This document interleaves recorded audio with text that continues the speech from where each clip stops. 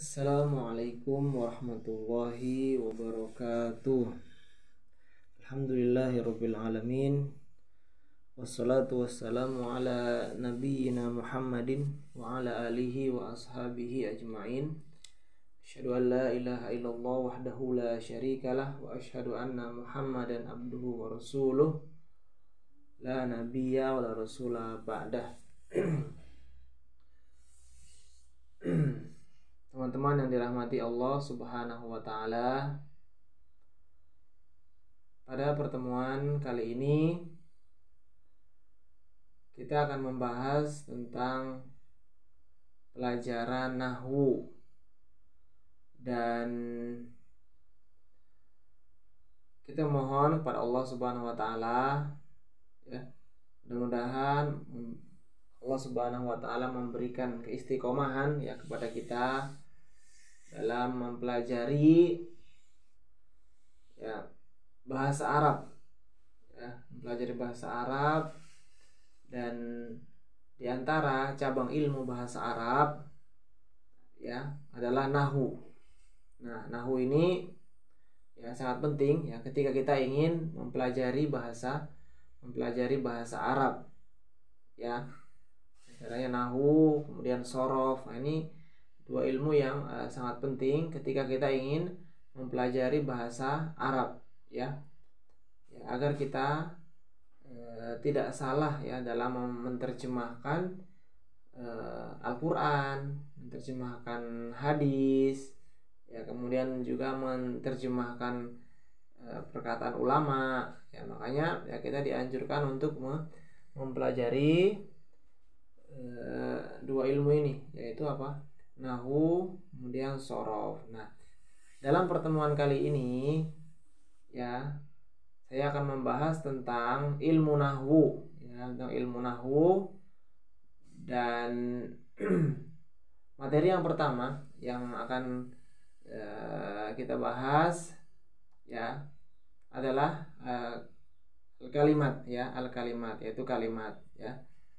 Dan sebelum kita mulai, kita mohon kepada Allah Subhanahu wa taala semoga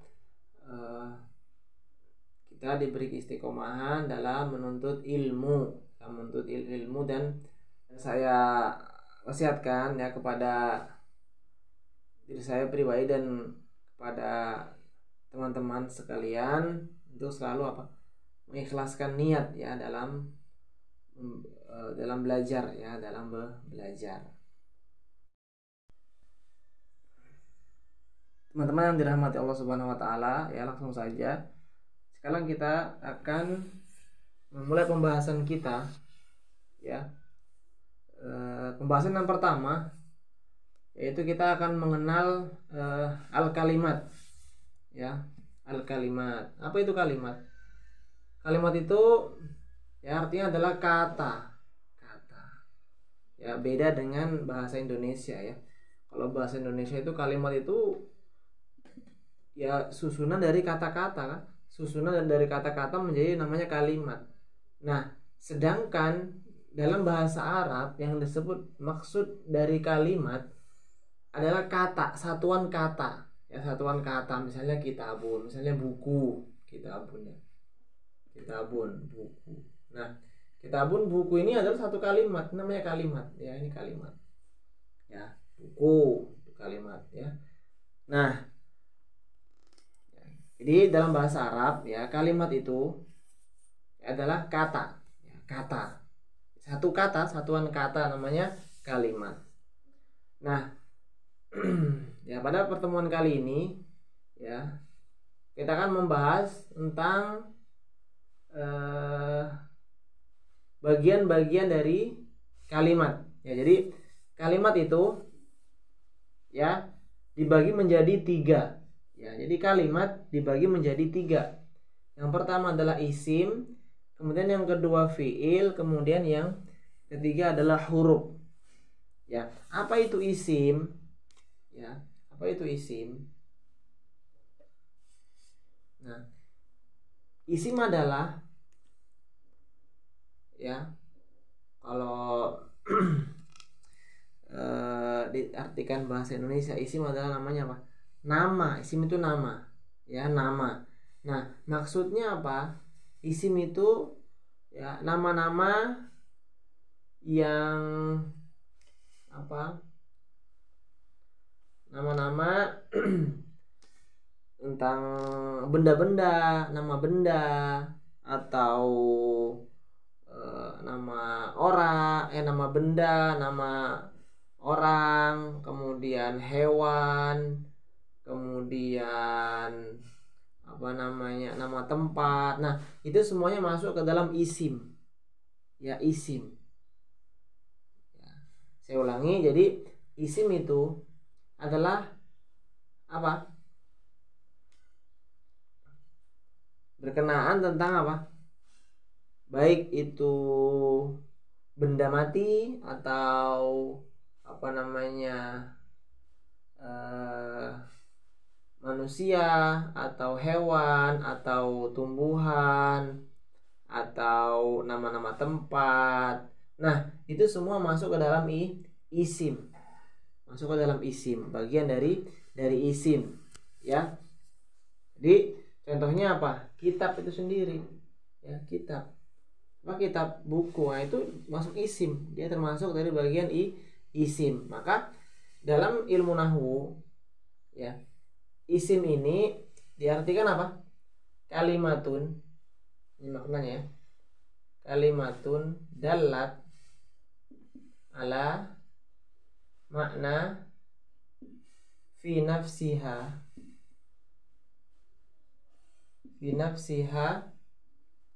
ya, walam taktarin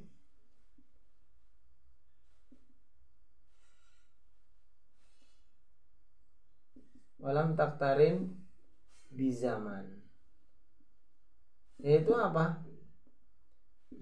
Sebuah kalimat, sebuah kata yang menunjukkan atas makna, ya, fi nafsiha, pada dirinya, walam taktarin bizaman, dan dia ini tidak mengandung unsur waktu, ya, tidak mengandung unsur waktu. Di dalamnya itu nggak ada masa atau waktunya, ya. Contohnya kitab, ya, nahwu contoh kitabun.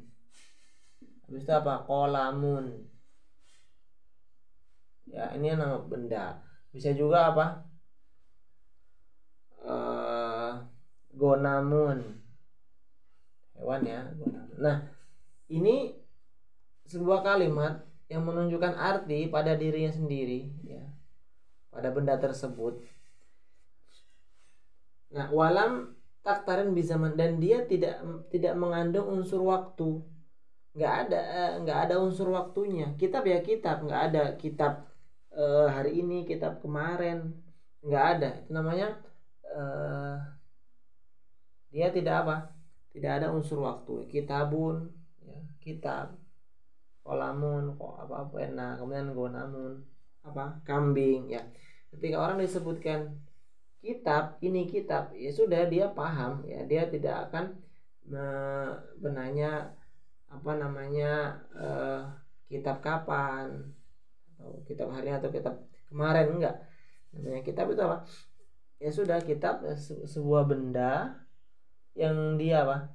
Yang dipakai untuk membaca, yang namanya apa? Kitab. Kolam itu apa ya? Sesuatu yang dipakai untuk menulis. Namun apa? Hewan yang dikenal itu kambing. Namanya apa? Isim. Ya. Maka ya, teman-teman yang dirahmati Allah Subhanahu wa taala, ya, semoga bisa dipahami, ya, pembahasan tentang apa? Isim tadi, ya, isim tadi. Nah, ya, kemudian bagian yang kedua, ya, bagian yang kedua yang merupakan bagian dari kalimat, ya, adalah fiil. Nah, apa itu fiil? Nah, fiil itu kalau diartikan adalah kata kerja. Ini kan nama, ya, saya nama, ya. Nah, ini kata kerja. Kata kerja. Nah, apa itu fiil dalam pengertiannya di sini? Fiil adalah kalimatun dalat ala makna fi nafsiha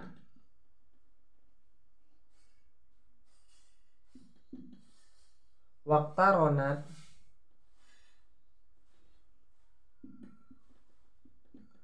bi ahadi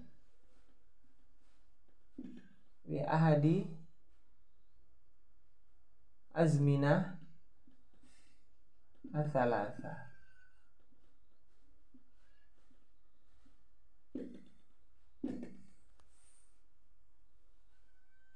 Bi ahadil al azminah asalasa.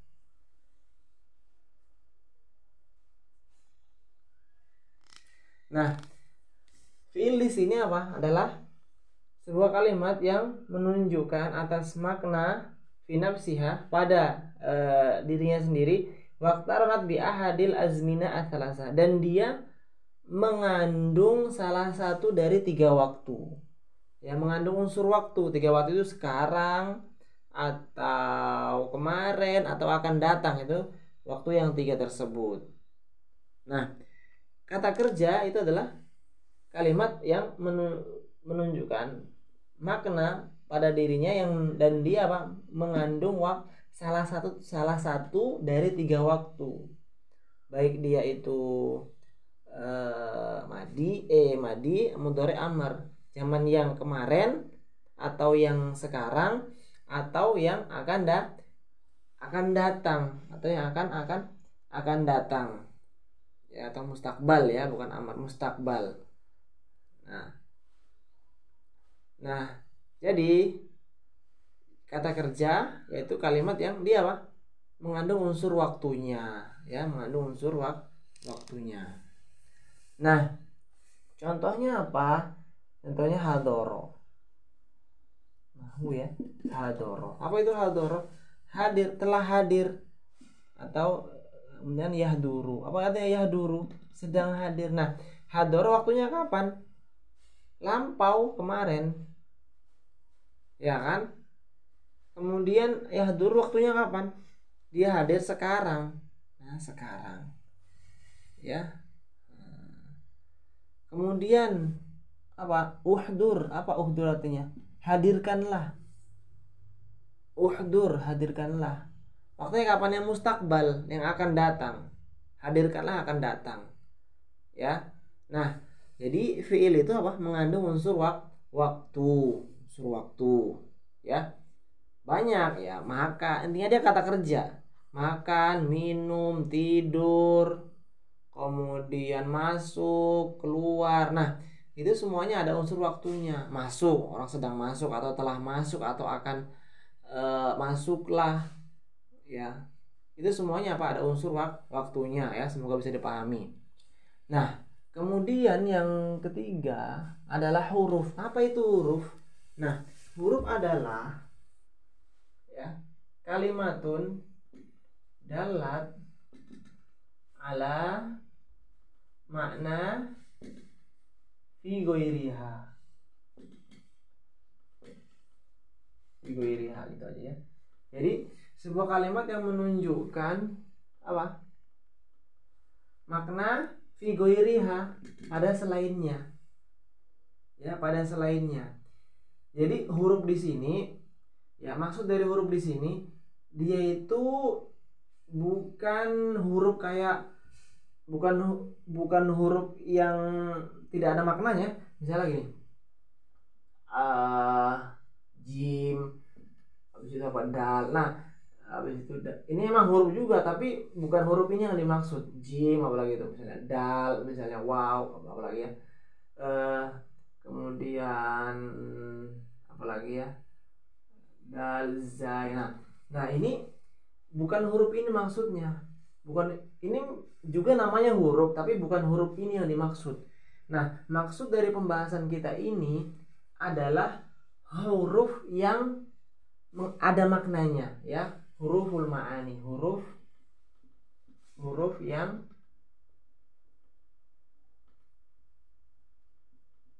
bermakna.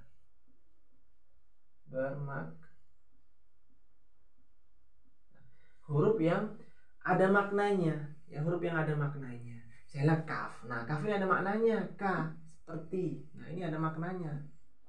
Nah, itu yang kita maksud pada pembahasan ini, yaitu huruful ma'ani, huruf yang mengandung makna, ya. Nah, pengertiannya dalam ilmu nahwu ya, sering diterjemahkan, makna dari huruf adalah kalimatun dalat ala makna fi ghairiha. Sebuah kalimat, sebuah kata yang menunjukkan makna pada selainnya. Maksudnya apa? Dia ini sebuah kalimat yang dia menunjukkan makna selainnya adalah dia itu tidak bisa berdiri sendiri, harus ada kalimat yang lain. Ya, ketika disebutkan ya min misalnya, jadi contohnya ya min. Nah, kata min ini yang nggak ada artinya kalau dia tidak ada kalimat yang lain. Maka dalam pengertiannya apa? Kalimatun dalat ala makna fi ghairiha. Sebuah kalimat, sebuah kata, suatu kata yang menunjukkan makna pada selainnya. Nah, maksudnya apa? Dia itu dapat mengandung makna ketika ada kalimat yang lainnya. Ya, min ini ya artinya macam-macam sesuai kalimatnya. Ya, maknanya macam-macam sesuai dari kalimatnya ya. Dan huruf ini ya, diantara yang ini huruf jar ini banyak sekali maknanya. Ya, kita bisa tahu maknanya ketika ada kalimat yang lainnya. Ya, maka kita beri contoh ya, yang gampang saja min ya. Ya, contohnya min. Jadi buat kalimat dahabtu ya, dahabtu minal al-baiti ya ila al-masjidi.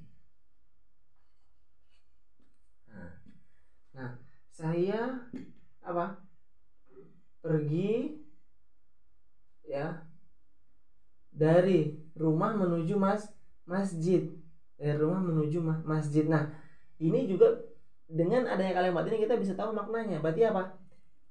Min di sini artinya apa? Permulaan. Ya, saya pergi, permulaannya dari masjid, permulaannya dari rumah ilal baiti, menuju ke masjid, akhirnya atau menuju ke masjid. Nah, jadi dia bisa kita tahu artinya ketika ada kalimat yang lain. Tapi kalau kita min gitu aja yang ada artinya, ya memang bisa diartikan dari, tapi itu nggak sempurna, ya tidak sempurna. Dari maksudnya dari apa? Ya nggak jelas. Maka harus ada kalimat yang lain. Ya, dahabtu minal baiti ilal masjidi. Ya. Mudah-mudahan bisa dipahami ya. Ya, mungkin ini saja ya pertemuan kali ini ya. Mudah-mudahan teman-teman bisa memahami ya materi kita kali ini ya. Ketika nanti ada yang ditanyakan ya, bisa langsung saja tulis di kolom komentar ketika teman-teman ada yang mungkin kurang paham atau mungkin ada pertanyaan yang berkenaan dengan materi kita ya kali ini ya, maka bisa langsung ditanyakan di kolom komentar ya. Mungkin itu saja ya pertemuan kita kali ini pada pertemuan yang pertama ini ya. Semoga kita diberi keistiqomahan oleh Allah Subhanahu wa taala dalam mempelajari ilmu syar'i. Nah, pada pertemuan selanjutnya nanti kita akan membahas tentang apa?